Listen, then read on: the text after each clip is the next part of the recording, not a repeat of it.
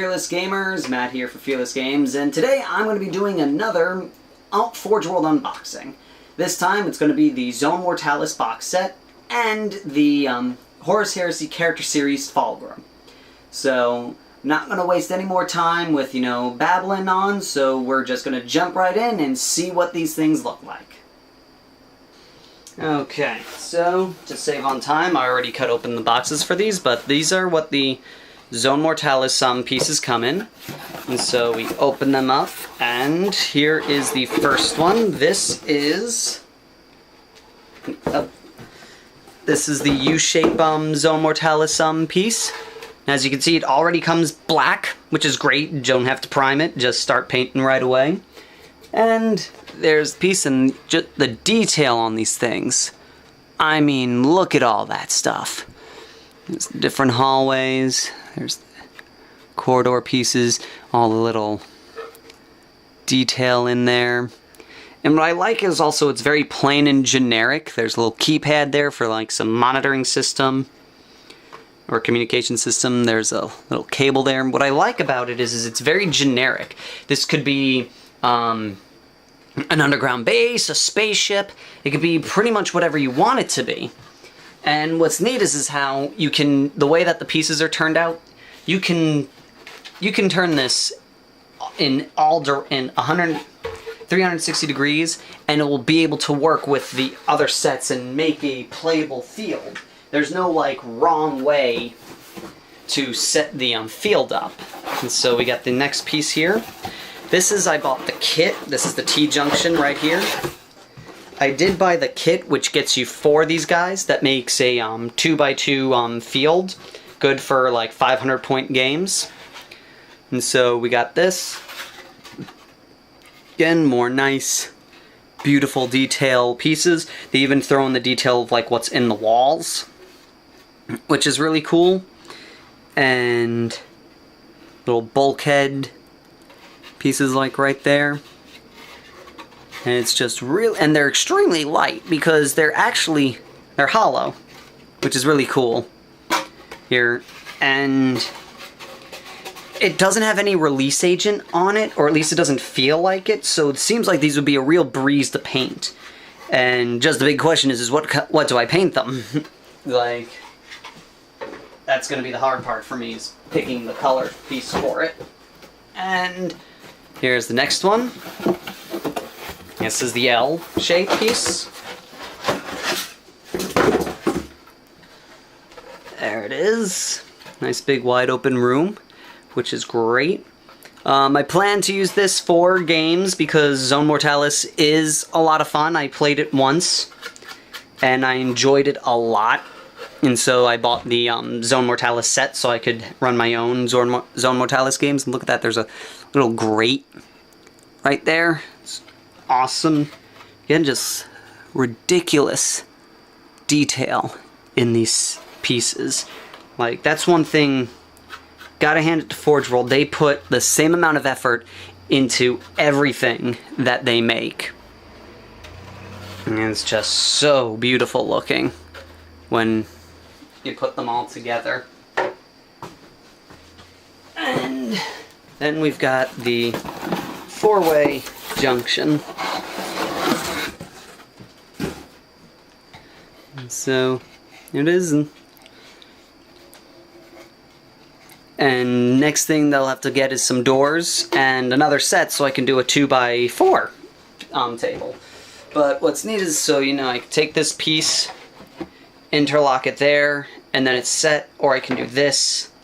It makes a hallway, or again, do this, make another hallway, or flip this way, make it be this big room that comes through here, or like I said, do this way, flip another way.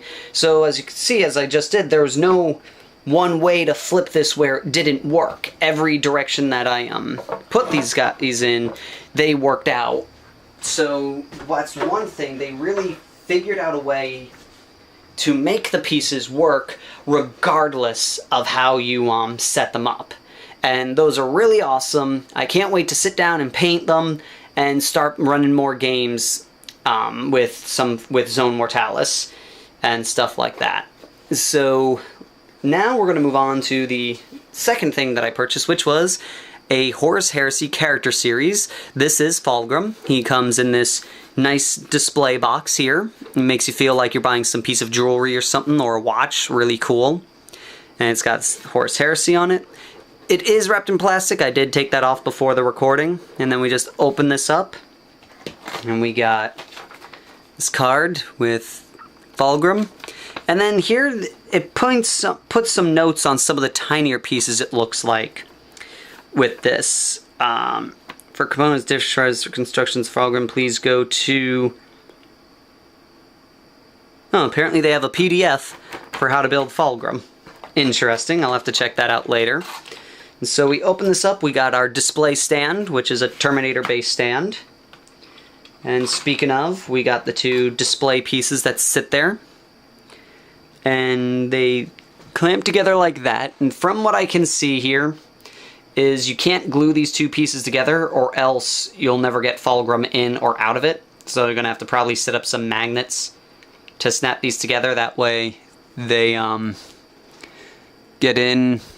There it is. Look at all that. All those dead Space Marines. Really sick looking. Like, these guys are definitely worth the money, with just like how much effort they put into making these things look gorgeous. And then we've got part of Fulgrim's cape right here.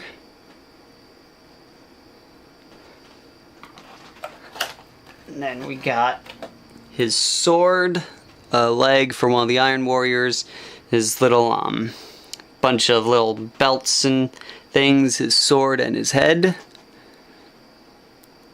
There you go. It's really cool looking. Then we've got his hand. That giant eagle wing, which is crazy.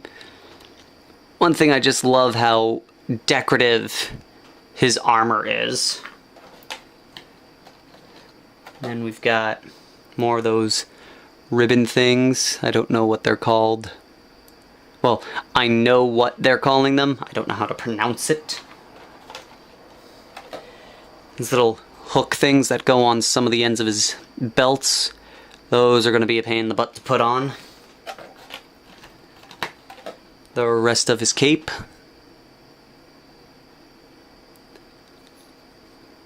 And so when these two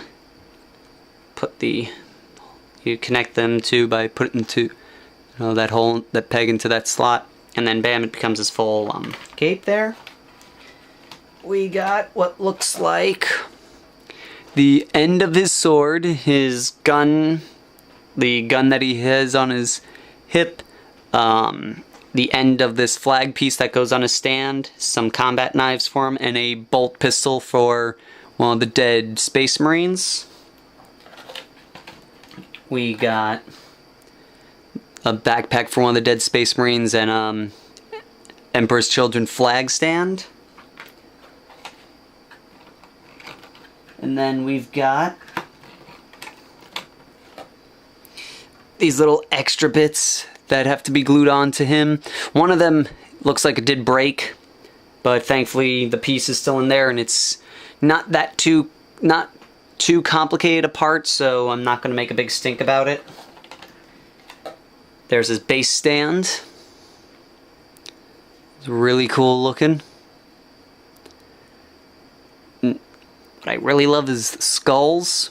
Like, I love skulls on models because they always look really cool, and I just like seeing these really well detailed and well done skull pieces on miniatures. I don't know why, but I just really like them. His Terminator stand, his regular stand for when he's in game, and there's his body. Crazy Fulgrim. So he's fairly complete in that sense. I thought he was going to be, a torso and his legs at least, but no. He's got looks like a small little hole on the bottom of his foot, but nothing too big. Little green stuff, and that's fine. But like all the detail on there is just crazy. crazy ridiculous. There's the gem.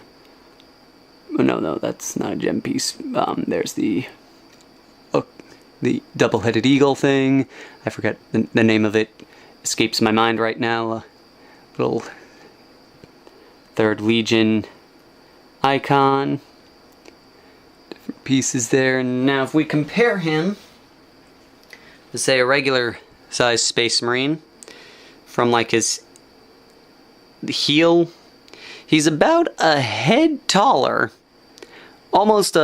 He's fairly tall compared to one Space Marine. He's about roughly, I'd say, 2 heads taller than a Space Marine. Roughly. Yeah, roughly 2 heads taller than a Space Marine is. So you really get to see a nice view of how tall these guys were compared to regular Space Marines, which is neat. It's really cool just to see these guys finally captured in a model. And just like the way they look is really awesome. And so now, for the most part, I'm just afraid of painting this thing because I'm just, I don't know what I'm going to do, how I'm going to do the purple and gold on him, and I'm just worried about just screwing up the whole thing. So I'm probably not going to paint this for a while. Chances are Fulgrim will probably be, the last model I ever paint. It's probably going to be one of those scenarios where I've painted everything else in my collection. I have nothing, there's absolutely nothing else that I could paint except for him. Then I'll probably go and paint him. And at that point, there'll probably be 2 or 3 more Primarchs in my collection, and then I'll have to decide which one I'm going to do first. If it gets down to that, chances are, unless he's not out yet, it'll be the Lion will be the first one I'll do, because I can paint the Lion up pretty well. Since he's fairly easy, since at that point he would just be all black, I believe. Unless Forge World decides to say that he wore green, but if he follows the Legion color patterns, he would be black, so that would be the easiest one to paint. But that is neither here nor there right now, so thank you all for watching. I hope you enjoyed the video, and so until next time, fearless gamers, take care.